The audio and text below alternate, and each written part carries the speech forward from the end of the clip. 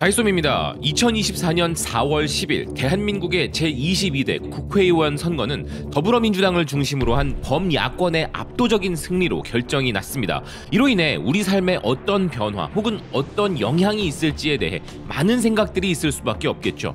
그런데 이는 비단 우리만 그런 것이 아니라 우리나라의 정치적 상황에 따라 정치, 경제, 안보, 외교 등 여러 가지 면에서 직간접적으로 영향을 받게 되는 수많은 국가들의 입장에서도 마찬가지인데요. 우리나라의 정치적 상황은 우리나라에서 끝나는 것이 아니라 세계 각국들에게도 영향을 미치기 때문에 그들도 촉각을 곤두세우는 관심사인 것이죠. 이는 우리나라의 국제적 입지를 말해주는 것이기도 하고 우리가 그만큼 중요한 지정학적 위치에 놓여 있다는 것을 의미하기도 합니다. 그래서 세계 각국 매체들이 우리나라 총선 소식을 어떻게 보도하고 있는지 전해드리고자 하는데요. 그들의 반응 또한 우리의 삶과 연관이 없다고 할 수 없기 때문입니다. 우선 현 정권의 외교 안보 정책과 가장 긴밀하게 연관되어 있는 국가들 순으로 말씀드려 볼 텐데요. 가장 먼저 그리고 가장 크게 가장 예민하게 반응하고 있는 국가는 바로 일본입니다. 여러분들이 한 번쯤은 들어보셨을 일본의 주요 매체들 전부가 빠른 속보와 헤드라인으로 이번 총선 결과를 전하고 있는데요. 교도통신은 출구조사 당시부터 야당이 다수당을 유지할 가능성이 높다면서 한국의 제1야당인 더불어민주당을 비롯한 야당 진영이 압도적인 승리를 거두었고 과반수를 유지하게 될 것이라면서 이는 임기 5년 중 아직 3년을 더 남겨둔 윤석열 대통령의 집권에 큰 타격을 줄 것이라 전했습니다. 아울러 일본 기준에서 가장 예민한 부분인 북한의 미사일 위협에 대한 대응과 관련하여 이번 총선의 의제에는 미국, 일본과의 안보 동맹 강화 등의 외교 정책은 선거의 주요 쟁점으로 떠오르지 않았다는 부분도 전하고 있었는데요. 또한 교도통신은 한국 총선 출구조사를 토대로 여당의 참패가 한일 협력에 영향이 있을 수 있다 전했습니다.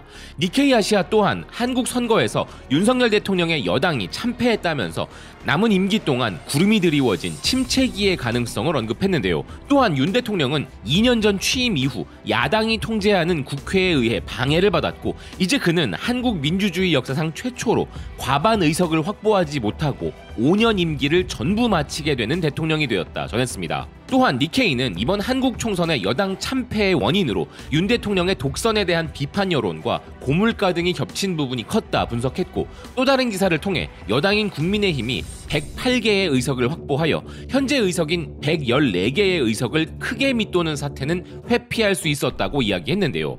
아사히 역시 새벽 급보로 한국 총선에서 윤석열 대통령은 엄격한 중간평가를 받았다면서 고물가와 의사소통 부족에 대한 불만이 만들어낸 결과라고 진단했습니다. 또한 후속 보도로 야당이 단독 과반수를 차지한 한국 총선 결과로 인해 지금 한국 언론들은 대통령의 구심력 저하를 거론하고 있다 전했는데요.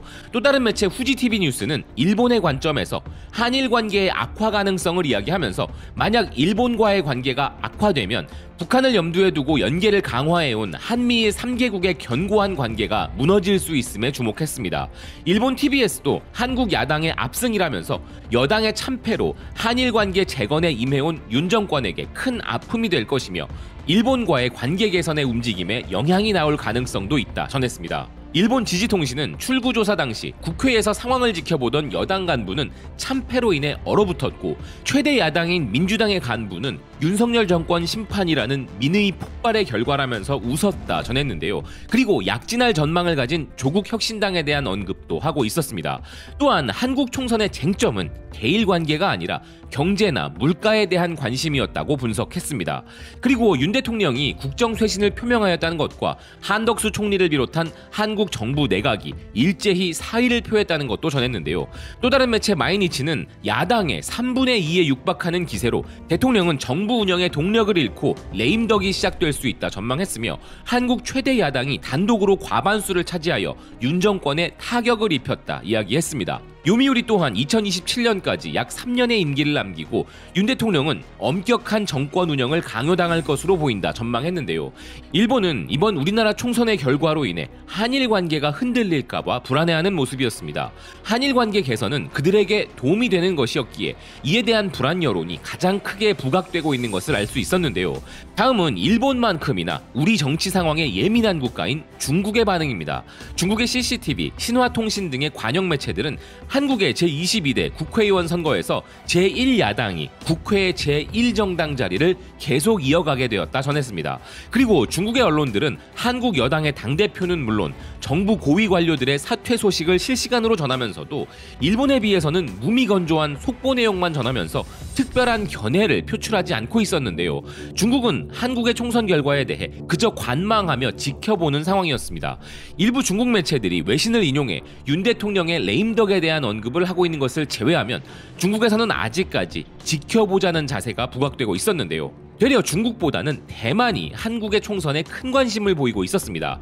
참고로 대만은 양안 관계에 문제가 생기면 한국이 자신들의 편을 들어줄 거라는 기대감과 동시에 반도체를 비롯한 경제적, 문화적 부분에서는 한국을 심하게 견제하는 자세를 가진 복잡한 포지션을 취하고 있는 국가죠. 대만의 주요 매체들은 한국 여당이 국회에서 참패했다면서 한국 증시 하락과 함께 이중 타격을 입은 한국이라 전했는데요.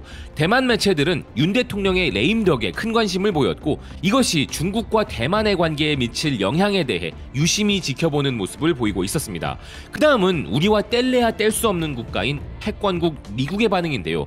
그 누구보다 빠르게 일본과 유사한 속도로 한국 총선 소식을 전한 나라가 바로 미국이죠. 그럴 수밖에 없는 관계이기 때문인데요. 먼저 월스트리트 저널은 한국 야당이 총선에서 큰 승리를 거두었다면서 이 결과는 미국, 일본과 더욱 긴밀한 동맹을 맺은 윤석열 정권의 국가정책 방향을 거부하는 것일 수 있다 분석했습니다. 블룸버그는 한국 총선 결과로 주가 하락이 나오고 있는 점을 주목하면서 윤 대통령이 큰 손실을 입었고 남은 임기 동안 더 취약한 위치에 있게 될 것이라 전망했습니다. 이어 폭스뉴스도 AP통신을 인용하여 이번 총선 출구조사가 나오자마자 윤 대통령은 국내 정치 의제에 대한 심각한 도전에 직면할 수 있다 이야기했는데요. 그리고 최근 우크라이나에 대한 23억 달러 지원 방침과 우리 정부의 제재에 공식적으로 깊은 유감을 표명한 타스통신을 비롯한 러시아의 주요 매체들도 한국 대통령의 레임덕이 시작될 수도 있다면서 윤 대통령에 대한 국내 반대 여론이 더욱 격화되었다 이야기했습니다. 결론적으로 러시아의 매체들도 이번 총선에 대해 물가 상승과 정치적 스캔들, 한일 관계 개선 등을 이유로 많은 한국 사람들이 불만을 품은 것 같다는 분석을 내놓고 있었습니다. 그 다음으로 알아볼 지역은 바로 유럽인데요. 먼저 영국의 가디언이 한국의 대파 이슈부터 시작하여 가장 구체적으로 우리나라 총선에 주목하고 있었습니다. 가디언의 보도에 이어 전 세계의 많은 매체들도 한국의 대파에 대한 소식을 전하면서 한국의 대파 이슈는 전 유럽에서 큰 유명세를 타기도 했었는데요.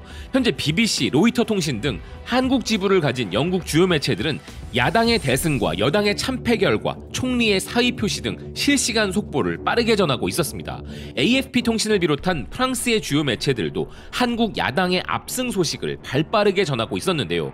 프랑스를 대표하는 매체 중 하나인 르몽드는 야당의 압승으로 윤 대통령의 입지가 안 좋아졌다면서 출구조사와 같이 200석 이상을 차지하게 되었다면 대통령의 거부권에 반대하거나 심지어 그를 탄핵할 만큼 초다수가 될 수도 있었다는 부분을 언급하기도 했습니다. 그리고 프랑스의 또 다른 매체 RFI는 이번 선거의 최대 승자는 더불어민주당의 이재명 대표가 될 것으로 보인다 전했습니다. 한편 독일의 매체 더 유로피아는 디올 핸드백을 조명하면서 이 핸드백이 한국과 미국의 긴밀한 관계를 파괴할 것인가 라는 기사를 보도하기도 했는데요. 매체는 윤 대통령의 여당은 엄청난 패배를 당했고 이재명은 베이징을 향한 새로운 길을 제시했는데 이 모든 것은 영부인과 관련된 스캔들로부터 시작되었다 해석했습니다.